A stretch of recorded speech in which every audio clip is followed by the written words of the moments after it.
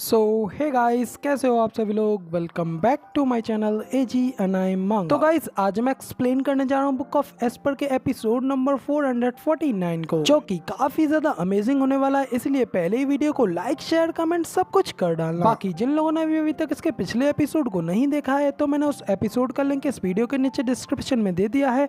आप लोग जाकर के पहले उस एपिसोड को देख लीजिए, और जिन्होंने देख लिया है तो उनके लिए शुरू करते हैं हमारा आज का ये वाला एपिसोड। तो अब इस एपिसोड की स्टार्टिंग हमारे उस एग्जीक्यूटिव से होती है, जो कि यूएर को कंपटीशन में से लेकर के आया होता है। वो यूलिंग को बताता है कि उस पर्सन को ढूंढना इतना भी ज्यादा मुश्किल नहीं है जिसका कि मुकाबला तुम्हारी बहन के साथ हुआ था। पर मैं तुमसे ये कहना चाहूंगा कि तुम अगर ये ना करो तो ही अच्छा है, क्योंकि वहाँ पे सभी लोगों ने तुम्हारी छोटी बहन के कंपटीशन को देखा था। तुम्हारी बहन की वो खतरनाक और amazing powers, demon devouring shaver, वो बहुत ही ज्यादा खतरनाक थी। यहाँ तक कि तुम्हारी बहन का अपोनेंट भी ये देख करके काफी ज्यादा घबरा गया था। मगर तुम्हारी बहन का इतने ज्यादा ट्रेमेंडस अमाउंट की एनर्जी का यूज करने की वजह से उल्टा तुम्हारी बहन को ही एक बैकलैश हुआ। इसके के रिजल्ट के तौर पर वो इतनी ज्यादा घायल हो गई। जो कुछ भी तुम्हारी बहन के साथ हुआ है, तो ये कहना बिल्कुल भी गलत नहीं होगा कि वो सब खुद उसकी ही वजह से हुआ है। अब तो ये सुन यूलिंग भी काफी ज्यादा हैरान होते हुए कहती है कि क्या तुम ये सब क्या कह रहे हो, आखिर ऐसा कैसे हो सकता है। इतना कहकर के यूलिंग काफी ज्यादा रोने लगती है और कांपते हुए अपनी बहन को उठाकर अपने गले से लगा लेती है और रोते हुए कहती है कि यूएर, आखिर तुमने मुझे इस बारे में क्यों नहीं बताया था कि तुम इतनी ज्यादा सीवेज एनर्जी को कंट्रोल नहीं कर सकती, तो मैंने तुम्हें इतने ज्यादा मटेरियल्स को यूज करने के लिए नहीं दिया होता। तो अब तभी यूएर को भी होश आता है और यूएर अपनी बहन से कहती है, सिस्टर प्लीज मुझे माफ कर देना, मैंने आपके भरोसे को तोड़ दिया। तो यूलिंग कहती है कि अब इससे कोई फर्क नहीं पड़ता, मगर आखिर तुम्हारे साथ ऐसा कैसे हुआ। तो यूएर यूलिंग को बताती है कि सिस्टर, पहले तो मैंने डीमन डिवोरिंग सेवर को अच्छी तरीके से कंट्रोल कर रखा था, मगर उसके बाद अचानक से मेरा हाथ जख्मी हो गया। तो यूलिंग भी ये सुन हैरान होती है और कहती है कि क्या, मगर कैसे, आखिर किसने तुम्हारे साथ ये किया। तो अब तक अपनी बहन यूलिंग की ये बात सुन यूएर कुछ देर के लिए शांत हो जाती है और फिर उसे बताती है कि सिस्टर, 2 महीने पहले मैंने जूफेन को देखा था। वो हमारे डीमन स्कैमिंग सेक्ट में सस्पिशियसली एंटर हो रहा था, इसलिए मैं उसके ऊपर अटैक करने के लिए गई थी। मैंने उसे जख्मी कर दिया था और बदले में उसने भी मुझे जख्मी कर दिया, मगर मेरा घाव अब तक रिकवर नहीं हो पाया। अब तक अपनी सिस्टर के मुंह से जूफेन का नाम सुनकर यूलिंग बहुत ही ज्यादा गुस्सा हो जाती है और चिल्ला करके कहती है कि जूफेन, तुम फिर से, अब तुम बस मेरा इंतजार करो, मैं तुम्हें बिल्कुल भी नहीं छोड़ने वाली। तुमने ये जो कुछ भी मेरी बहन के साथ किया है, मैं तुम्हें इस सब का अच्छी तरीके से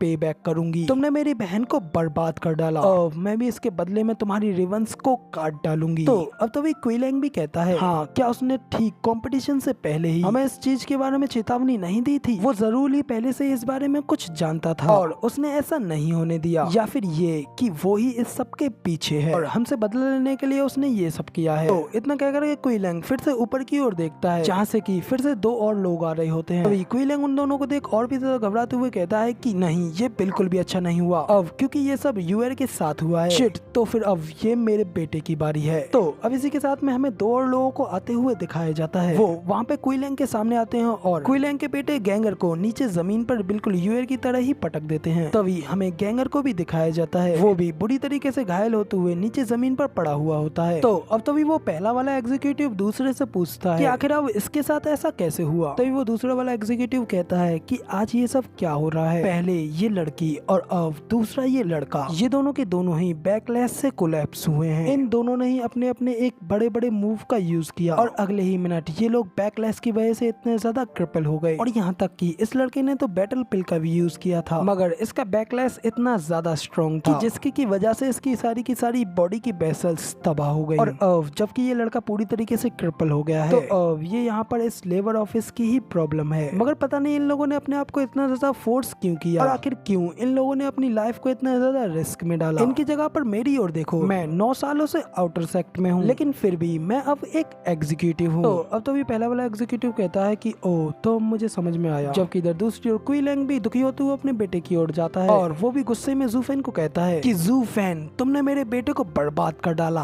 अब मैं भी तुम्हें बर्बाद कर डालूंगा। क्विलैंग कहती है कि क्या उस कमीने ने तुम्हारे बेटे के साथ भी ऐसा किया। तो क्विलैंग कहता है कि हाँ, 3 दिन पहले उसने मेरे बेटे के आर्म पर अपना हाथ रखा था, मगर तब मुझे इस चीज में कुछ भी गलत नहीं लगा था, लेकिन अब मुझे पक्का पता है कि उसने ही जरूर कुछ ना कुछ तो किया होगा। यूलिंग कहती है कि वो कमीना अब हमारा सबसे बड़ा दुश्मन है। इतना कहकर के यूलिंग गुस्से में खड़ी होती है और क्विलैंग से कहती है कि क्विलैंग, मेरे साथ चलो, हम लोग जाकर के उस कमीने के सिर को छील करके उसका जूस बनाएंगे और उसकी हड्डियों को कुत्तों का खाना। तो क्विलिंग भी कहता है कि हाँ चलो चलते हैं। तो अब इसी के साथ में ये सुनकर के एल्डर युआन भी आगे आते हैं, घबराते हुए उन दोनों को रोकते हुए उनसे कहते हैं, सर प्लीज रुकिए जरा, ये जानने से पहले कि आखिर इन लोगों के साथ ऐसा कैसे हुआ। आप लोगों को इतनी जल्दबाजी में कोई भी गलत डिसीजन नहीं लेना चाहिए। आप लोगों को इस चीज की पहले ही प्रॉपर तहकीकात कर लेनी चाहिए। एल्डर युआन ये सब कहते हैं, मगर लेकिन यूलिंग और क्विलिंग उनकी एक बात नहीं सुनते। वहाँ से बड़ी तेजी से ज़ूफेन की ओर जाते हुए कहते हैं कि इस बात के ऊपर फालतू की चर्चा करना बेकार है। हमारे इस सेक्ट में कोई भी संत नहीं है, यहाँ पे या तो सिर्फ हमारे दुश्मन है या फिर सहयोगी। तो इतना कहकर के यूलिंग और क्विलिंग यहाँ से बड़ी तेजी से चले जाते हैं कि एल्डर युआन बाकी के एग्जीक्यूटिव से कहते हैं, एग्जीक्यूटिव सर प्लीज उन लोगों को रोकिए, और वरना तो चीजें बहुत ही ज्यादा भयानक हो जाएंगी। ज़ूफेन को सेक्ट लीडर की ऑर्डर्स की वजह से टच नहीं किया जा सकता। अब तो भी वो पहला वाला एग्जीक्यूटिव कहता है कि आखिर अब इसमें हम क्या कर सकते हैं। वो दोनों लोग, उनमें से एक ब्लैक यामा और दूसरा ट्विस्टेड फेस राक्षा है, आखिर कौन उनके रास्ते में आकर के उन्हें रोकने की भूल कर सकता है, क्योंकि हम लोग तो उनके बिल्कुल भी कोई मुकाबले के नहीं हैं। तो दूसरा कहता है कि हाँ रूल्स हमें उनसे ऊपर रखते हैं, लेकिन अभी फिलहाल वो जिस तरीके से गुस्से से भरे हुए हैं, तो कहीं उन्हें रोकने की वजह से उसके बदले कहीं हमें ही उनका गुस्सा भुगतने न पड़ जाए। इसके अलावा ये तुम लोगों के लेबर ऑफिस की प्रॉब्लम है, और हम लोगों ने तो यहाँ पे आकर के अपना काम पूरा कर दिया, तो अब गुड बाय, हम लोग भी यहाँ से चलते हैं। इतना कह करके वो चारों लोग भी वहाँ से वापस चले जाते हैं, जबकि एल्डर युआन कहते हैं कि धिक्कार है, ये सभी के सभी लोग बिल्कुल बेकार के बेकार हैं, इन्हें तो तब भी इस बात से कोई फर्क नहीं पड़ता जब डिसाइपल्स एक दूसरे की जान के पीछे भी पड़ जाए, और हमारे इस डीमन स्कैमिंग सेक्ट का एंड किसी न किसी एक पॉइंट पर इन जैसे लोगों के हाथों ही होगा, बिल्कुल उसी पुराने समय की तरह। इतना कहकर के एल्डर युआन भी वहाँ से चले जाते हैं, मगर तभी इसी के साथ यहाँ पे हमारा सीन चेंज होता है, और अगला सीन हमें कहीं दूर पहाड़ियों का दिखाया जाता है, जिनके के बीच काफी ज्यादा डार्क ग्रीन एनर्जी रिलीज हो रही होती है। तभी इसी के साथ हमें ज़ूफेन को भी दिखाया जाता है, जो कि वही होता है जो कि इस सारी एनर्जी को अपनी बॉडी में एब्सॉर्ब कर रहा होता है। तभी ज़ूफेन खुश होते हुए कहता है कि ये जगह मेरे लिए सचमुच कल्टीवेशन के लिए बहुत ही ज्यादा वर्दी है, जहाँ पे कि